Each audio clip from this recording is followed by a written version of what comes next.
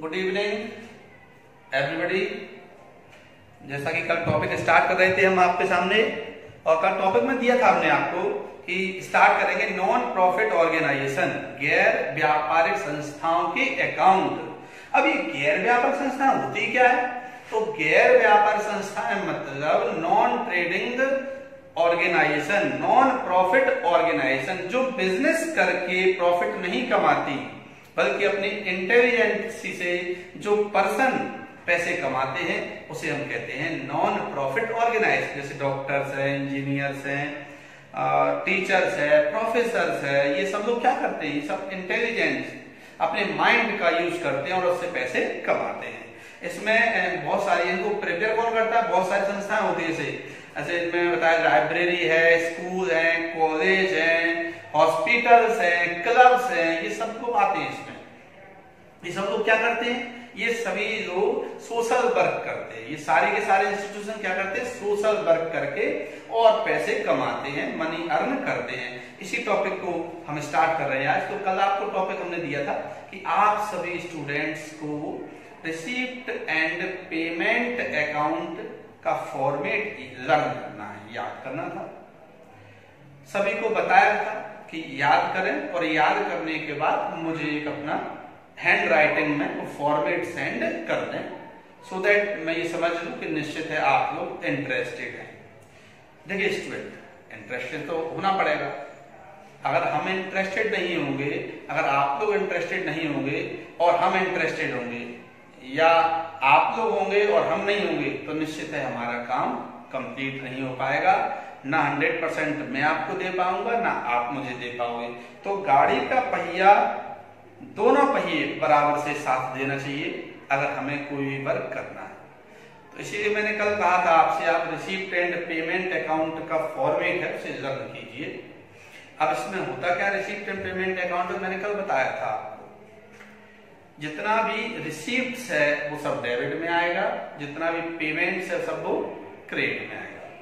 यानी जितना पैसा आता है, cash comes record in debit side and cash goes record in credit side.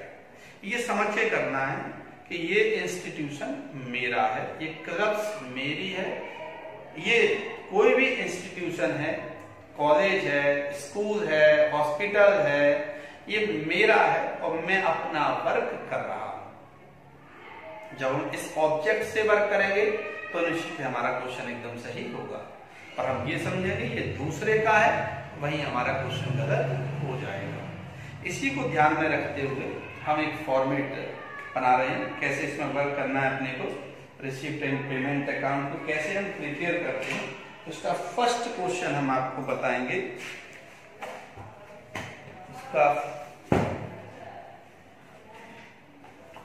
तो इसका फर्स्ट क्वेश्चन में सबसे पहले हम डेबिट फॉर्मेट तैयार करेंगे। फॉर्मेट कैसे बनाते हैं इसका, सबसे पहले क्लब करेंगे। जैसे फर्स्ट क्वेश्चन है हमारा, और फर्स्ट क्वेश्चन में दिया हुआ है, from the following information prepare receipt and payment account for the year ended 31 December 2016 of Jain club और थांडला। ये हम उसका बना रहे हैं, थांडला का। तो निम्नलिखित जानकारी हमें पूरी इंफॉर्मेशन दी गई 31 दिसंबर 2016 की, और इससे हम रिसीप्ट एंड पेमेंट अकाउंट बना रहे हैं। तो जैन क्लब है, क्या नाम है? सबसे पहले हम लिखेंगे यहां पर जैन क्लब। अब जैन क्लब का हम प्रिपेयर क्या कर रहे हैं? Receipts and payment account. Date क्या है? ये हमेशा 1 ईयर में बनता है। तो डेट क्या है इसमें हमारे पास? डेट है हमारे पास यहां पर 31 दिसंबर और 2016 के लिए हम इसको प्रिपेयर कर रहे हैं। अब जितना भी अमाउंट रिसीव होगा वो सब कहां आएगा? डेबिट साइड में, और जितना अमाउंट पेमेंट करेंगे वो सब आएगा क्रेडिट साइड में। चाहे वो किसी वर्ष का हो, चाहे वो करेंट ईयर का हो, चाहे वो नेक्स्ट ईयर का हो, और चाहे वो लास्ट ईयर का हो। वर्तमान वर्ष, अभी का, नेक्स्ट ईयर आगे का, और लास्ट ईयर पीछे का। कुल मिलाकर टोटल पैसा आना चाहिए और जाना चाहिए। केवल कैश ट्रांजैक्शन की ही एंट्री इसमें होगी। मतलब अगर कहीं भी क्रेडिट ट्रांजैक्शन है, मतलब उधार है, अब उधार है तो उधार की एंट्री इसमें बिल्कुल रिकॉर्ड नहीं होगी। नगद सौदे ही इसमें केवल आएंगे। उधार की आपको छोड़ देना है, रिमूव करना है। दूसरी बात, उधार की एंट्री छोड़ने के साथ साथ ये में एडजस्टमेंट, आपने 11th क्लास में भी एडजस्टमेंट पढ़े थे, मुझे ध्यान अच्छी तरह पढ़ाए हुए थे आपको। तो 11th क्लास में हमने एडजस्टमेंट पढ़े थे, जैसे आउटस्टैंडिंग एक्सपेंसेस अदत्त व्यय, प्रीपेड एक्सपेंसेस उर्दत्त व्यय, अर्न इनकम, अनर्न इनकम, डेप्रिसिएशन, ये सारे के सारे जितने भी सारे के सारे हमने पढ़े हुए थे, ये सारे के सारे जो भी एडजस्टमेंट है, उन एडजस्टमेंट को हम रिसीप्ट एंड पेमेंट अकाउंट में रिकॉर्ड नहीं करेंगे। देना है, लेना है, आना है, जाना है, ये सब एडजस्टमेंट होते हैं। बकाया है, चुकाना है, देना है, ये सारे के सारे एडजस्टमेंट हम इसमें रिकॉर्ड नहीं करेंगे। तो फॉर्मेट है हमारे पास। फॉर्मेट सबसे पहले हम बनाते हैं, दो साइड होती है, डेबिट साइड, क्रेडिट साइड। ये हो गया हमारा डेबिट साइड।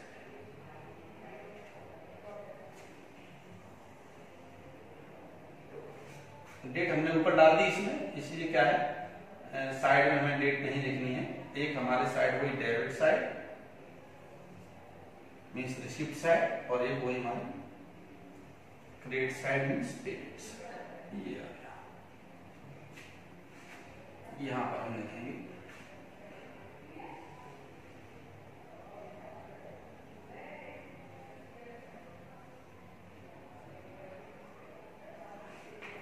यहां हमारा ये डेबिट साइड है,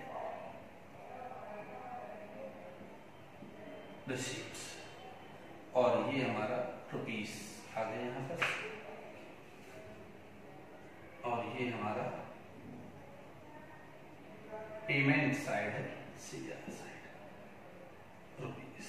पैसा आएगा डेबिट में और जाएगा क्रेडिट में।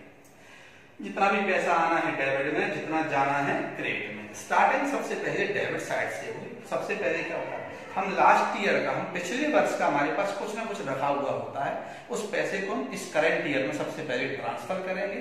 किस नेम से? To balance BD. देखिए डेबिट साइड में लगाते हैं टू, आपने जरूर भी देखा, और क्रेडिट साइड में यूज करते हैं वाई का। सबसे पहले टू बैलेंस बीडी। अगर हमारे पास पिछले वर्ष का कुछ भी पैसा रखा हुआ होगा तो उसको हम क्या करेंगे, to balance BD brought down. Okay, जैसे यहां पर सबसे पहले हमें लिखा हुआ है पैसा कैश बैलेंस ऑन 1 जनवरी 2016। 1 जनवरी को हमें लिखा हुआ सबसे पहले 880 रुपए, 880 रुपीज हमारे पास स्टार्टिंग में है। तो ये पैसा हमारा है, इसलिए हमने इसे कहां ट्रांसफर कर दिया, डेबिट साइड में। कहां से आया ये पैसा? हमारे पास लास्ट ईयर, पिछले साल का जो हमारे पास बैलेंस था, उस बैलेंस को हम सबसे पहले इस वर्ष लेके आते हैं, और उसको सबसे पहले कहां लिखते हैं, डेबिट साइड में। क्यों लिखते हैं? बिकॉज हमारे पास सपोज हमारी तिजोरी में आज रात को हमने 100 रुपए रखे, हम सो गए, तो सुबह उठेंगे तो 100 रुपए निकलेंगे, निकलेंगे। तो वही स्थिति हमारी यहाँ पर है कि जो लास्ट ईयर, जो पिछले साल का जो पैसा था, वो इस वर्ष हमारे लिए ओपनिंग हो जाएगा। क्या हो जाएगा? ओपनिंग। और ओपनिंग को हम कहते हैं टू बैलेंस बीडी। ये हमारा ओपनिंग बैलेंस है। अब इस बार जितना भी पैसा आएगा डेबिट में, जितना जाएगा क्रेडिट में। डेबिट साइड की अमाउंट टोटल में से क्रेडिट साइड का टोटल अमाउंट माइनस कर देंगे, तो हमें क्लोजिंग बैलेंस यानी बाय बैलेंस सीडी निकल कर हमारे सामने आ जाएगा। तो नेक्स्ट है हमारे पास, जैसे नेक्स्ट एंट्री है डोनेशन रिसीव्ड। अब देखिए डोन, उससे पहले एक और सब्सक्रिप्शन। क्या है? सब्सक्रिप्शन अर्थात चंदा। चंदा प्राप्त हुआ, संस्थाएं, इंस्टीट्यूशन, हम लोगों को चंदा मिलता है, तो टू सब्सक्रिप्शन। अब हमें चंदा कितना मिला? देखिए 7,520 7,520 रुपए का हमको क्या मिला, सब्सक्रिप्शन प्राप्त होगा। सब्सक्रिप्शन, उसके बाद डोनेशन रिसीव्ड, देखिए डोनेशन रिसीव्ड 1600, तो ये भी हमारे पास पैसा आ रहा है। तो टू डोनेशन कितना हो गया 1600, ये अमाउंट भी हमें रिसीव्ड हुआ है, और रिसीव्ड हुआ इसलिए कहाँ आ गया, डेबिट साइड में आ गया। और उसके बाद रेंट रिसीव्ड, एंट्री फीस एक और है इससे पहले, टू एंट्री फीस, ये भी पैसा हमारे पास आ रहा है। एंट्री फी में है हमारे पास 860 rupees, 860, and after that rent received, किराया प्राप्त, ये भी पैसा आ रहा है, टू रेंट रिसीव्ड। तो आपको दिख रहा है स्टूडेंट कि जितना भी अमाउंट आ रहा है उसको हम कहां लिख रहे हैं, डेबिट साइड में 1050 रुपीज, 1050 रुपए, ये आ गया पैसा हमारे पास। और जैसे ये पैसा हमारे पास आ गया, इसके बाद है हमारे पास इलेक्ट्रिक चार्ज। देखिए इलेक्ट्रिक चार्ज जो हम ऑफिस में, क्लब्स में, इंस्टीट्यूशन में लाइट का यूज करें, ये इलेक्ट्रिक का तो निश्चित है गवर्नमेंट को पेमेंट करना पड़ेगा, क्योंकि लाइट गवर्नमेंट की होती है। तो ये पैसा हमारा जा रहा है by electric charge. Electric charge amount है 680 रुपीज, 680 रुपए, ये पैसा हमारा गया। और इसके बाद नेक्स्ट एंट्री है टैक्स। टैक्स ये भी हमें देना पड़ता है, क्योंकि टैक्स पर गवर्नमेंट का राइट्स होता है, सरकार का अधिकार होता है, इसे टू टैक्स। टैक्स हमारा पैसा थोड़ी गवर्नमेंट का, और ये भी पैसा हमने दिया है, गवर्नमेंट को देंगे तो हमारा पैसा ये जा रहा है, इसलिए टैक्स यहां पर आएगा। सैलरी, वेतन, बाय सैलरी, हमारे यहाँ बहुत सारे कर्मचारी हैं जो वर्क करते हैं, उस वर्क करने के बदले हम उनको क्या देते हैं, सैलरी 4300, 4300 रुपए हमने उनको वेतन दिया। नेक्स्ट है हॉनोरेरियम टू सेक्रेटरी, हमारे यहाँ सेक्रेटरी है और उसको हम मानदेय दे रहे हैं, उसके बदले उसने वर्क किया है, उसके बदले उसे हम पैसा देते हैं, इसे कहते हैं हॉनोरेरियम। तो हॉनोरेरियम ऑफ टू सेक्रेटरी,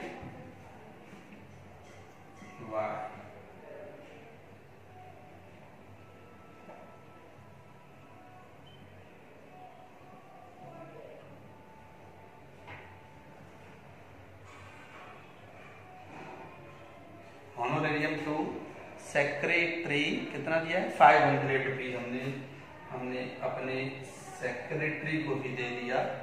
और उसके बाद है इनकम ऑफ इन्वेस्टमेंट, जो भी हमारे पास पैसा होता है, इंस्टीट्यूशन के पास पैसा होता है, क्लब्स के पास पैसा होता है, वो अपने पास नहीं रखती, उस पैसे को वो या तो बैंक में डिपॉजिट कर देती है, या किसी न किसी ऐसी जगह इन्वेस्ट करती है जहां से रिटर्न मिलता है, इसे हम कहते हैं इन्वेस्टमेंट, जहां से हमें रिटर्न मिलता है, ये पैसा बढ़ के मिलता है। तो ये हमारे पास इनकम ऑन इन्वेस्टमेंट से 590 रुपीज मिला हुआ है, तो यहाँ आएगा, बिकॉज ये रिसीविंग है हमारी, टू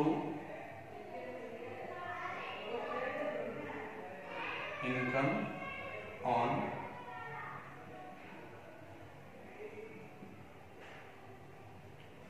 इन्वेस्टमेंट, अमाउंट है 590, 590 रुपए हमें जो मिला है वो किस बात का मिला हुआ है, इनकम हुई है इन्वेस्टमेंट पर।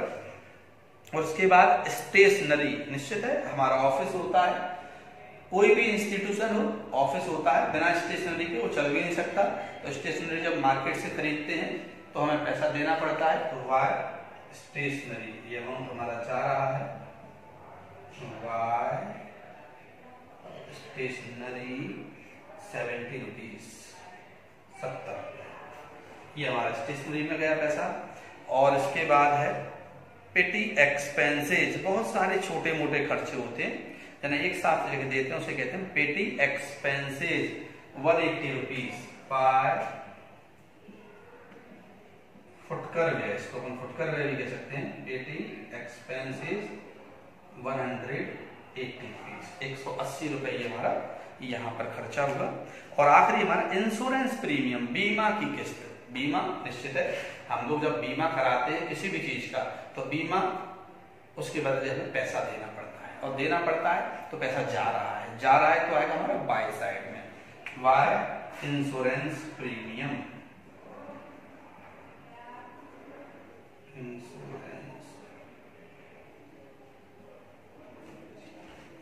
इंश्योरेंस प्रीमियम पर हमारा एक्सपेंस हुआ 60 रुपीज। अब देखिए स्टूडेंट, टोटल दोनों साइड की एंट्री हो गई। एक बार फिर कहीं भी आपको डाउट्स हो तो आप डाउट्स को पूछ सकते हैं। अब यहाँ पर सबसे पहले डेबिट साइड का टोटल करेंगे और डेबिट साइड के टोटल में से क्रेडिट साइड के टोटल को माइनस करेंगे। जैसे यहाँ पर देखें, सबसे पहले 0 0 0 ना 0। तो देखिए स्टूडेंट, डेबिट साइड का जो टोटल हुआ है वो डेबिट साइड का टोटल कितना आया? टोटल आया डेबिट साइड का 12,500, 12,500। यानी होल ईयर में, कंप्लीट ईयर में हमारे पास पैसा कितना आया? 12,500।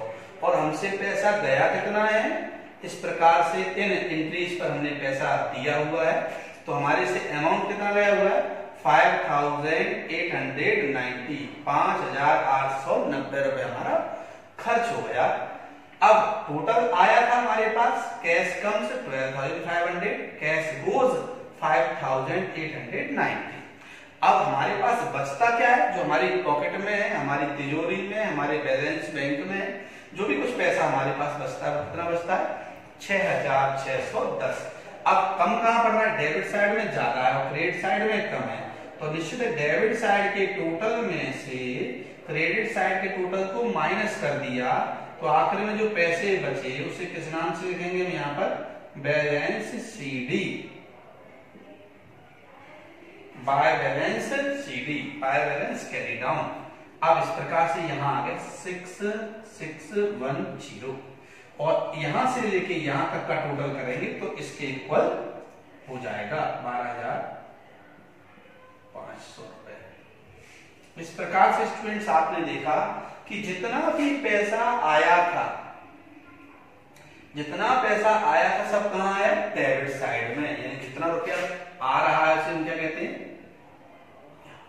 प्राप्ति। और यहां कर देते हैं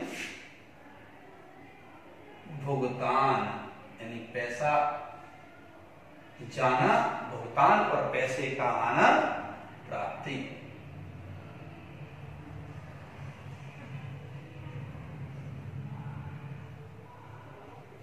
तो इस प्रकार से हमने ये फर्स्ट क्वेश्चन कर दिया। अब फर्स्ट क्वेश्चन आप स्टूडेंट्स इसको पढ़ें, समझें और इसका रिवीजन करें। रिवीजन करने के बाद आप जो भी जिस भी रिवीजन करें उसको आप सेंड करें मुझे, ताकि ये समझ में जाए कि आप लोग जो क्वेश्चन कर रहे हो उसमें कोई प्रॉब्लम तो आपको नहीं आ रही है। अगर प्रॉब्लम आ रही होगी तो आपने डाउट्स पूछ लेना, जो भी डाउट्स हो मैं आपको डाउट्स सारे के सारे क्लियर कर दूंगा। लेकिन आपको पढ़ना पड़ेगा, आपको इस क्वेश्चन को दोबारा सॉल्व करना पड़ेगा।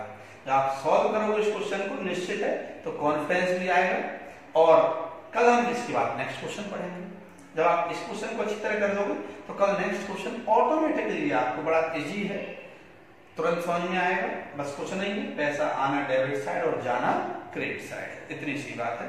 तो आज के लिए इतना ही students, thank you very much.